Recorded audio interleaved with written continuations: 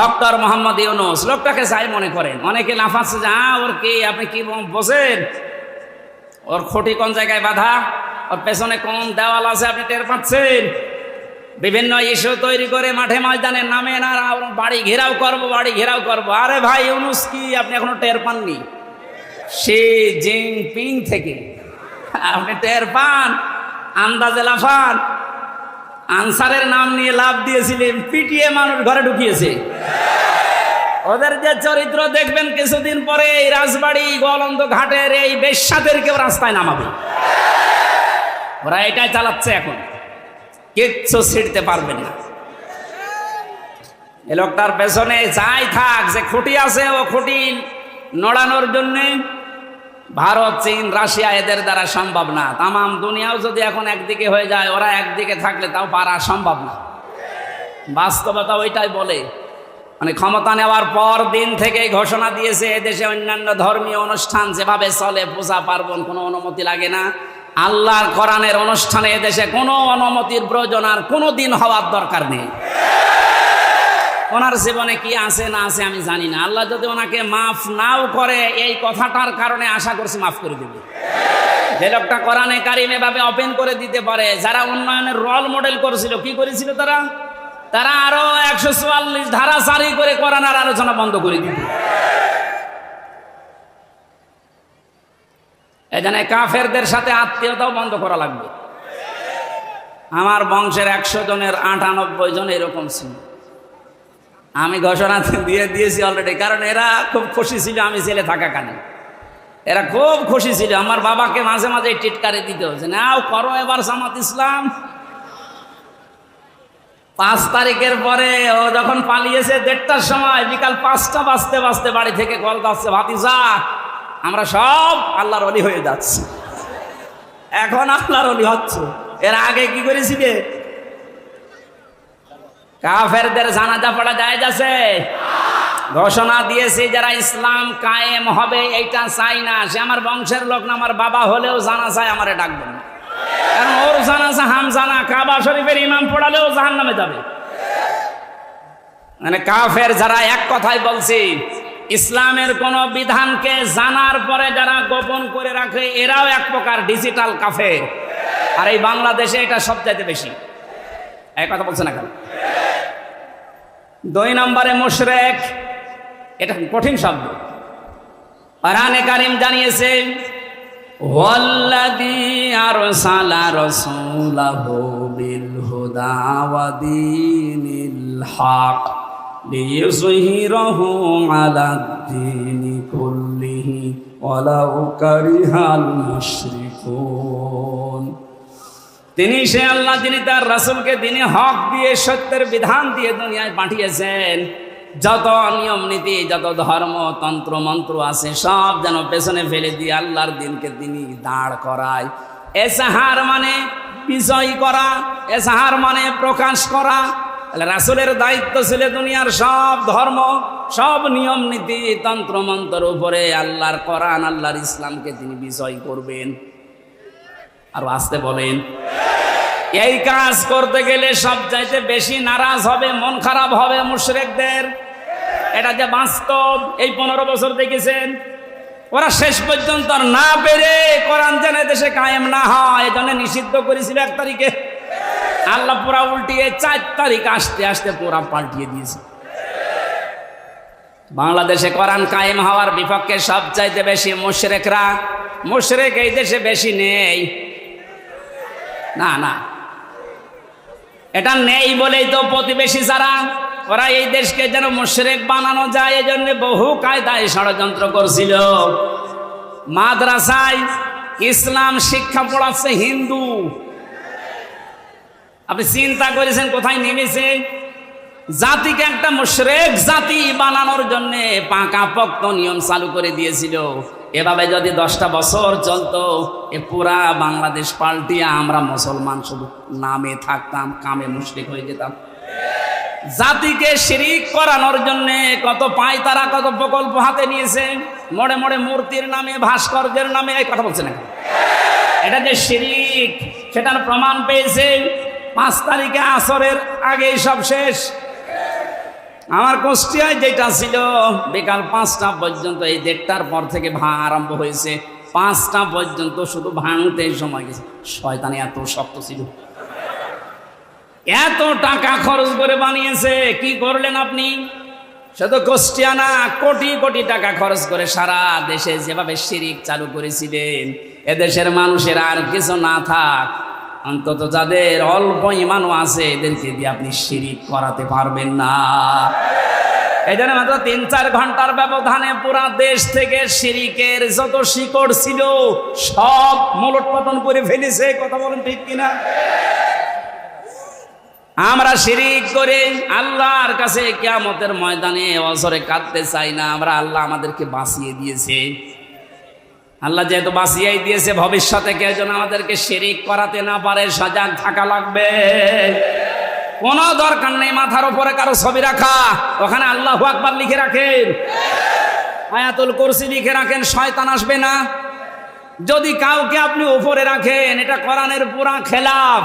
অকালিমাতুল্লাহি হিয়াল উলিয়া আল্লাহু আজিজুন হাকীম।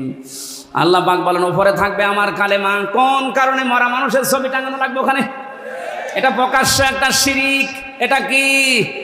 এই মুশরিকরা সবচেয়ে বেশি কাঁদবে। একটা রাষ্ট্র কত বড় দুর্নীতিগ্রস্ত হলে জাতীয় মসজিদের ইমাম পর্যন্ত পালিয়ে যায়। ছোটখাটো মসজিদের ইমাম যারা জালেমদের সহযোগী তারা তো পালিয়েছে। সর্বোচ্চ মসজিদ বাইতুল মোকাররমের খতিব পর্যন্ত পালিয়েছে। দোষ না থাকলে, ভয় না থাকলেও পালাবে কি করতে? কোথায় পৌঁছিয়েছিল? আল্লাহ আমাদেরকে হাতে ধরে বাঁচিয়েছে। 3 নম্বরে আল্লাহর দরবারে কাঁদবে সবচাইতে বেশি মুশরিক, মুনাফিক। 4 নম্বরে বেদাতি।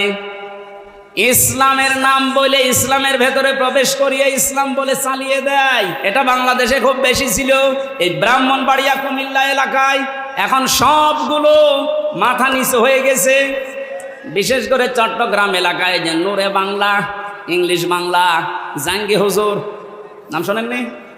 প্রকাশ্য বেদাত চালু করেছিল। কবরের পাশে যে বলতো, হে খাজা, ও আল্লাহর ওলি, আপনার কাছে পরীক্ষার্থীরা এসেছে, একটু দোয়া করে দিন।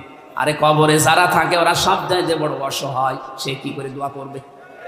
সুতরাং এই বেদাত যারা চালু করেছিলেন, এই শিরিক, তাদেরকে এখন জাতির শিক্ষা দেওয়া দরকার। নয়তো সময় যদি একটু নরম হয়ে যায়, ওই বেদাতিগুলো কিন্তু আবার মাথা ছাড়া দিয়ে উঠবে। 5 নম্বরের সবচেয়ে বেশি কান্নাকাটি করবে হারামখোর, যেটা এখন কাঁদতেছে। আমি কয়েকদিন আগে বাইরের কয়েকটা রাষ্ট্র ঘুরে আসলাম, মালয়েশিয়া, সিঙ্গাপুর দিয়ে, দেখেছি যে হারামখোর ছাড়া তাদের সম্পদ কি পরিমাণ। বেগমপাড়া বানিয়েছে। ভ্যান চালিয়ে যদি উপায় করা লাগতো, কিয়ামতের আগে বেগমপাড়া বানাতে পারতো না। সবগুলো টাকা এই জনগণের। কথা বলুন। শিক্ষকদের বেতন হয় না, আর ওর এক মেয়ের বিয়েতে 12,000 কোটি টাকা খরচ করে। ওর মুখে মারবেন না কোন জায়গায় মারবেন? হারামখোর যারা, থামেন। কি করবেন? হারাম উপায় করে হাসি সেলিমের দিকে তাকান, দরবেশের দিকে তাকান। টাকা কম ছিল ওর, এত সব টাকা এই দরবেশের। হারাম, হারাম এবং হারাম। কিচ্ছু নিয়ে যেতে পারবেন না হারাম উপায়কারী যারা। যেহেতু বর্ডার এলাকার মানুষ আপনারা, এই এলাকায় তো আর হারাম নেই। এই পাশের মাল ওই পাশে দেয়, ওই পাশের মাল এই পাশে নিয়ে আসে। এটা চুয়াডাঙ্গার দর্শনার্থীর দায়িত্বে ছিল এমপি টগর, ওর ভাই বাবু এই কাজে জড়িত ছিল। এখান থেকে স্বর্ণ পাচার করে প্রতিবেশীকে দিয়ে দিত, আর প্রতিবেশী থেকে নিয়ে আসতো ডাল। তাও মসুরির ডাল না, ফ্যান্সি ডিল। জনগণ শাস্তিও দিয়েছে। এরকম অবৈধ ইনকাম করে যা বানিয়েছিল সব আল্লাহর রাস্তায় পুড়িয়ে দিয়েছে। এখান থেকে একটু শিক্ষা নিতে পারেন না? এত বড় বড় হারামখোর, এদেরকে যদি আল্লাহ এরকম অপমান করতে পারে, আপনি আর আমি কিচ্ছু না। কার জন্য হারাম কাজ করবেন? কার জন্য হারাম উপায় করবেন? ফামান যুহজিহা আনিন নার ওয়া উদখিলাল জান্নাতা ফাকাদ ফাজ। আল্লাহ পাক বলেন, এই পৃথিবীর ময়দানে আসল হার জিত না, আসল হার জিতের জায়গা হচ্ছে ময়দানে মাহশার, আখেরাতের ময়দান। এখানে আমি আল্লাহ যাকে জাহান্নাম থেকে মুক্ত করে জান্নাত বলে ঘোষণা দেব, এই লোকটার জীবন সফল। এই চিন্তাধারা যাদের ছিল তাদের সাথে কয়েকজনকে পেয়েছিলাম জেলখানায়। তার এক নম্বরে আমার দৃষ্টিতে ভালো মনে হয়েছে ডাক্তার শফিকুর রহমান, জামাত ইসলামের শ্রদ্ধাভাজন আমিরকে। তো মুরব্বী মানুষ, এর যে ইবাদত, এর যে ঈমান, এর যে তাওয়াক্কুল, আল্লাহর প্রতি ভরসা কোন পর্যায়ের এ মাথায় ধরবে না। একটা সেজদায় 45 মিনিট, 1 ঘন্টা, 1.5 ঘন্টা, 2 ঘন্টা একটা সেজদায় কাটিয়ে দিবে 65 বছর বয়স। অথচ আমার মতো 32 বছর যুবক মানুষ 12 রাকাত নামাজ পড়তে মাত্র 1 ঘন্টা লাগে। তাও তো হাফেজ। উনি হাফেজ না, শুধু কয়েকটা সূরা তেলাওয়াত করে সেজদা দিত। এক সেজদায় 1-1.5 ঘন্টা, 2 ঘন্টায় পড়ে অজরে কাটতো। মাঝে মাঝে বলতো, হামজা, আল্লাহ আমাকে যদি মাফ করে দেয় এইটাই আমার জীবনের আসল সফলতা। তারা ইখলাস দেখে আজ দলে দলে পালে পালে মানুষ ইসলামের দিকে ঝুঁকতেছে। কথা বলেন না কেন? কোরআনে কারীম জানিয়েছে, ওয়ারাইতান নাসা ইয়াদখুলুনা ফি দীনিল্লাহি আফওয়াজা। হে নবী, আপনি দেখতে পাবেন দলে দলে পালে পালে মানুষ ইসলামে প্রবেশ করছে। সেই দৃশ্য যেহেতু আমরা বাংলাদেশে এখন দেখতে পাচ্ছি। আগস্টের 5 তারিখের আগের জরিপ পেয়েছিলাম, এদেশে ইসলাম কায়েম হোক, এটা চাইতো 100 জনের মাত্র 20 জন। এই যে এখন আজকে 4 তারিখ, কালকে জরিপ পেয়েছি, এই দেশে এখন 100 জনের 35 জন মানুষ চাচ্ছে যে ইসলাম কায়েম হোক। আর কিছুদিন যেতে দেন এভাবে, যদি 51% মানুষ চায় যে দেশে ইসলাম কায়েম হোক, তখন আর কেউ বাধা দিয়ে আটকাতে পারবে না। এটা আমরা দেখতে চাই কিনা? এই চুপ করেন।